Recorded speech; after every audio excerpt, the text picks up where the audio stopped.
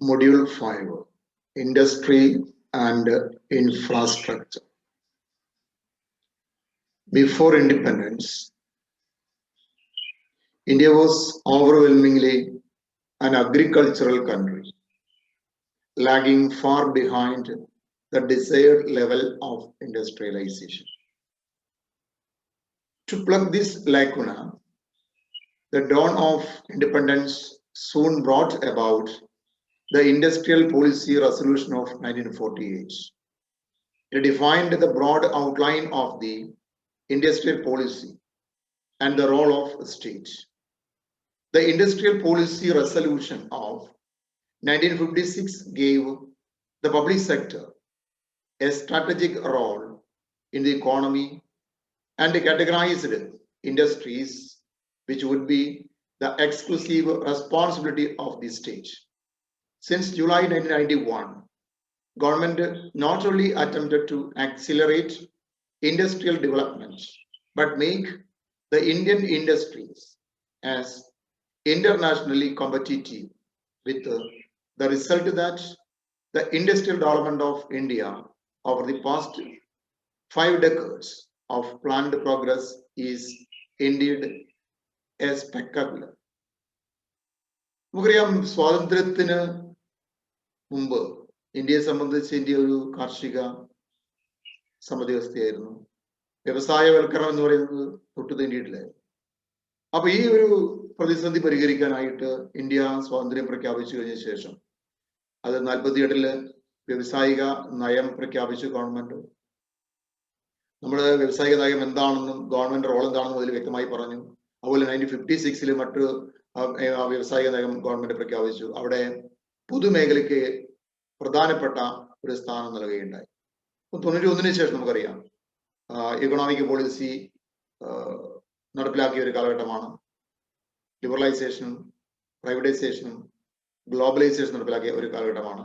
അപ്പൊ ആ ഒരു ടൈമില് ആ ഇക്കണോമിക് പോളിസിയുടെ ഗവൺമെന്റ് ഉദ്ദേശിച്ചത് നമ്മുടെ വ്യവസായിക മേഖലയെ അന്തർദേശീയ തലത്തിൽ മത്സരം സന്നദ്ധമാക്കി മാറ്റുക എന്നുള്ളത് തന്നെയാണ്. So industrialization is the process of establishing modern factories and workshops to produce the various manufactured goods that people require. Not only consumption goods like sugar, cotton, cloth, refrigerators, and motor cars, but also capital goods or produces goods like machines, tools, and implements. Economic development of India is impossible without rapid industrialization of the country. India has a large population and she possesses large quantities and varieties of natural resources, including many important minerals. Such a country needs industrialization for many reasons. എന്താണ് വ്യവസായവൽക്കരണം പറഞ്ഞാൽ? ധാരാളമായി ഫാക്ടറികളും ഉണ്ടാക്കുക, ഉൽപാദനം വർദ്ധിപ്പിക്കുക, ആളുകൾക്ക് ആവശ്യമായതും അതുപോലെ തന്നെ പ്രൊഡ്യൂസേഴ്സിന് ആവശ്യമായതുമായ ഉൽപ്പന്നങ്ങൾ ഉൽപ്പാദിപ്പിക്കുക തന്നെയാണ് ലക്ഷ്യം. അവിടെ പ്രൊഡ്യൂസേഴ്സിന് ആവശ്യമായിട്ടുള്ള മെഷീൻസും മറ്റ് ടൂൾസും ഒക്കെ ഉൽപ്പാദിപ്പിക്കുന്നു. അതോടൊപ്പം കൺസ്യൂമേഴ്സിന് ആവശ്യമായ ഉൽപ്പന്നങ്ങൾ കൂടുതലായിട്ട് ഉൽപ്പാദിപ്പിക്കുക. അപ്പോൾ ഒരു പെട്ടെന്നുള്ള വ്യവസായവൽക്കരണത്തിലൂടെ മാത്രമേ ഇന്ത്യൻ സമ്പദ് വ്യവസ്ഥയുടെ വളർച്ച ഉറപ്പുവരാൻ പറ്റുകയുള്ളൂ. അതുകൊണ്ട് തന്നെ ഇന്ത്യ ആ ഒരു ലൈനിലാണ് ശ്രദ്ധ ചെലുത്തുകയും ചെയ്തത്.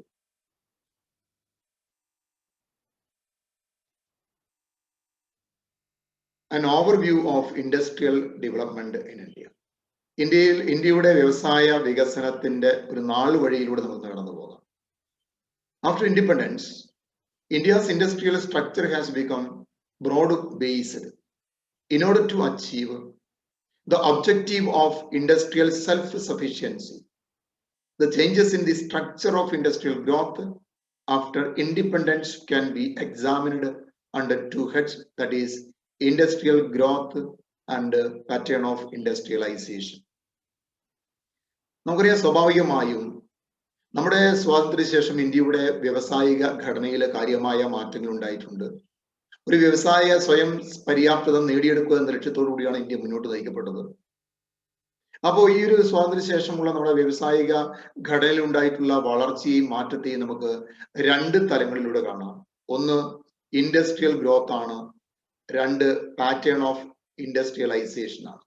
ഫസ്റ്റ് വൺ നമുക്ക് നോക്കാം, ഇൻഡസ്ട്രിയൽ ഗ്രോത്ത് നോക്കാം. The entire period since 1950s can be divided into 5 sub-periods. 1950 ശേഷമുള്ള കാലഘട്ടം നമ്മൾ 5 periods ആയിട്ട് 5 കാലഘട്ടമായി നമ്മൾ തരംതിരിക്കാൻ പോവുകയാണ്. ഫസ്റ്റ് ഏർലി ഗ്രോത്ത് ഫേസ് എന്ന് പറയും. അത് 1965-66 വരെയുള്ള കാലഘട്ടമാണ്. 1965-66 വരെയുള്ള കാലഘട്ടം. So industrial growth was rapid during the first 2 decades. The high rates of industrial growth were due to emphasis on industrialization in economic policies, heavy industry-oriented strategy, increased investment, increased demand, increased domestic saving and foreign capital. This period of growth has been named as the period of industrial growth with regulation.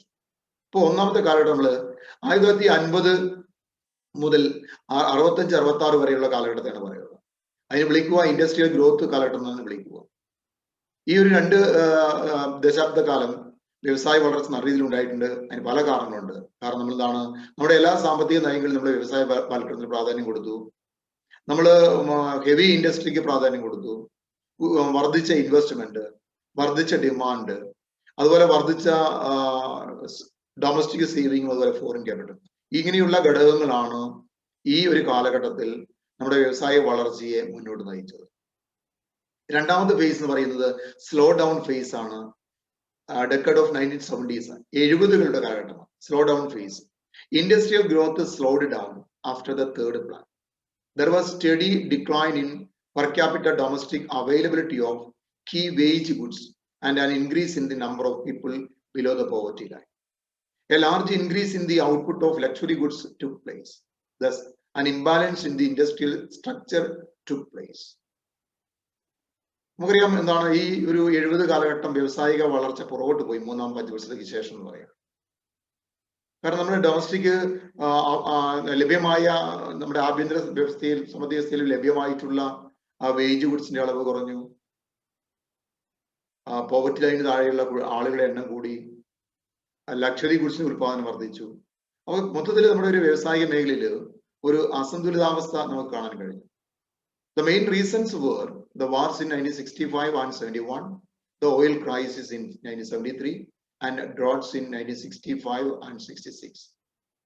4 major factors contributed to industrial stagnation were slow growth of agricultural income and thereby limiting the demand for industrial goods, slowdown in public investment, especially on industrial investment, poor management of infrastructure and industrial policy framework and their effect on creating a high cost of industrial structure in the economy.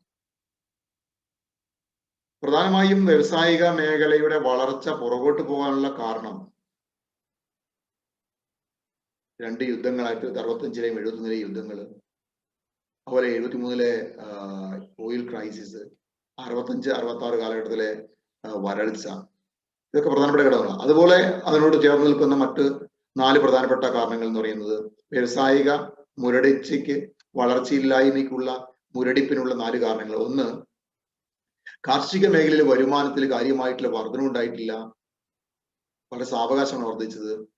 അതുപോലെ തന്നെ അത് വ്യവസായിക മേഖലയിലെ ഉൽപ്പന്നങ്ങളുടെ demand കുറയ്ക്കാൻ കാരണമായി. രണ്ടാമത്തെ കാരണം പബ്ലിക് ഇൻവെസ്റ്റ്മെന്റിൽ കാര്യമായ കുറവുണ്ടായിട്ടുണ്ട്. പ്രത്യേകിച്ച് ഇൻഡസ്ട്രിയൽ സെക്ടറിലുള്ള പൊതുമേഖലയുടെ നിക്ഷേപം കാര്യമായിട്ട് കുറഞ്ഞു. മറ്റൊന്ന്, നമ്മുടെ അടിസ്ഥാന മേഖലയുടെ കൈകാര്യം വളരെ poor management.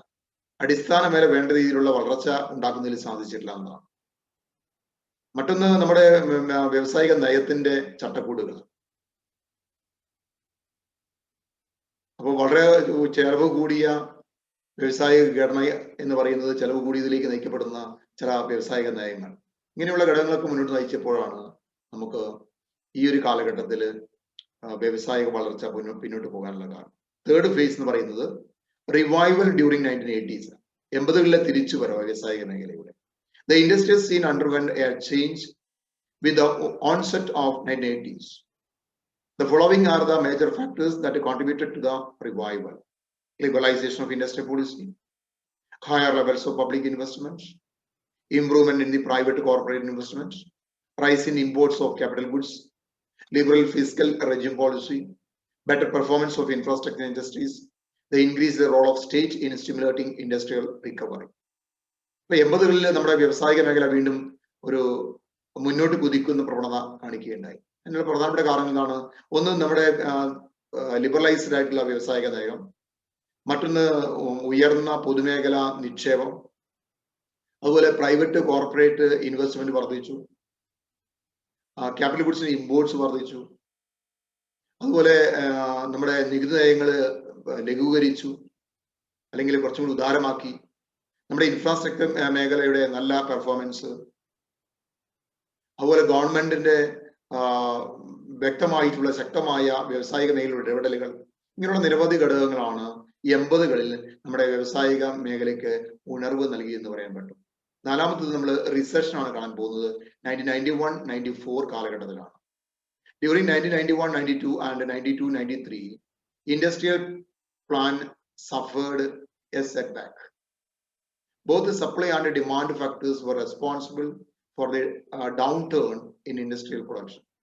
On the supply side, import compression, rise in the cost of imports, and the tight money policy were the important factors. On the demand side, the important factors were a fall in effective demand due to inflationary pressure, reduction in public expenditure, and its strict fiscal discipline. വീണ്ടും 91, 92, 93 കാലഘട്ടത്തിൽ വ്യവസായിക മേഖല വീണ്ടും പുറകോട്ട് പോകുന്നതാണ്. അവിടെ demand സപ്ലൈക്ക് ഒരുപോലെ അതിലേക്ക് നയിച്ചിട്ടുണ്ട്. വ്യവസായിക പുരോഗതി പിന്നോട്ട് നയിക്കാനുള്ള കാരണങ്ങൾ ഡിമാൻഡ് കൊണ്ട് സപ്ലൈയുമാണ്. സപ്ലൈ സൈഡിനെ കുറിച്ച് പറഞ്ഞാൽ ഇമ്പോർട്ട് നിയന്ത്രിക്കപ്പെട്ടു, ഇമ്പോർട്ടിന്റെ ചെലവ് കൂടി, അതുപോലെ ഗവൺമെന്റ് ടൈറ്റ് ആയിട്ടുള്ള മണി പോളിസി, ഇതൊക്കെ എന്താണ് പ്രധാനപ്പെട്ട ഘടകം, സപ്ലൈ സൈഡിലെ പ്രധാനപ്പെട്ട ഘടകമാണ്. ഇനി ഡിമാൻഡ് സൈഡിൽ നമ്മൾ നോക്കാം. ഇഫക്റ്റീവ് ഡിമാൻഡ് കുറഞ്ഞു, കാരണം ഇൻഫ്ലേഷൻ ഉള്ളത് ഇഫക്റ്റീവ് ഡിമാൻഡ് കുറഞ്ഞു, പബ്ലിക് എക്സ്പെൻഡിച്ചർ കുറഞ്ഞു, അതുപോലെ ഗവൺമെന്റ് സ്ട്രിക്റ്റ് ആയിട്ടുള്ള ഫിസിക്കൽ പോളിസി, ഇത് അല്ലെങ്കിൽ അതുപോലെ ഫിസിക്കൽ ഡിസിപ്ലിൻ, ധനകാര്യമായ അച്ചടക്കം, ചെലവുകൾ കുറച്ച് ചെലവ് നിയന്ത്രിച്ചുകൊണ്ട് ഒരു സംവിധാനങ്ങൾ ഗവൺമെന്റ് സ്വീകരിച്ചു. ഇങ്ങനെയുള്ള ഘടകങ്ങളൊക്കെ എന്തിനു നയിക്കപ്പെട്ടു? നമുക്ക് 94 കാലഘട്ടത്തിൽ റിസഷൻ ഉണ്ടാകാൻ കാരണമായി. അഞ്ചാമത്തെ സ്റ്റേജ് എന്ന് പറയുന്നത് റിവൈവൽ ആണ്. 2002-2006 കാലഘട്ടത്തിൽ നമ്മൾ പറയുന്നത് A strong revival was in of spring during 93-94. During 2003-2004. During 2004-05, industrial activity accelerated its upward climb. 2002 മുതൽ 2006 വരെയുള്ള കാലഘട്ടം എടുക്കുമ്പോൾ നമുക്ക് കാണാൻ പറ്റും നമ്മുടെ വ്യവസായിക മേഖല ഒരു മുന്നോട്ടുള്ള കുതിപ്പ് നടത്തി എന്ന് പറയാൻ കഴിയും. ഇതാണ് നമ്മൾ ഇൻഡസ്ട്രിയൽ ഗ്രോത്തുമായി ബന്ധപ്പെട്ട് പറയുന്നത്. നെക്സ്റ്റ് ക്ലാസ്സിൽ നമുക്ക് എന്താണ് പാറ്റേൺ ഓഫ് ഇൻഡസ്ട്രിയലൈസേഷൻ കാണാൻ കഴിയും. ഓക്കെ.